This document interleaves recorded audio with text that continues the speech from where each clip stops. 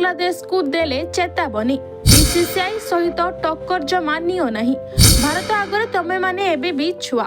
पाकिस्तान पूर्वतन द्रुत bowler Shoaib Akhtar Bangladesh cricket board और भारतीय क्रिकेट नियंत्रण बोर्ड मध्य चलुवा विवाद को नहीं कड़ा प्रतिक्रिया देइछंती। शोएब अख्तर बांग्लादेश आचरण को पिलालियामी बोली कहिसंती एवं बांग्लादेश को चेतावनी मध्य देइछंती। शोएब अख्तर कहिसंती बिचरा बांग्लादेश एबे बीसीसीआई सहित अदरकारी विवाद करुछि। बांग्लादेश बोधे जाने नाही आईसीसी मध्य भारत पक्षरे रही थाए। भारत जहा कहे आईसीसी ताहा ही करिथाए। बांग्लादेश भारत आगे एबे भी छुआ, तेणु अजथा विवाद न करी भारत को खेलिबा को आसंतु, नहेले भलो कि नाम नेब।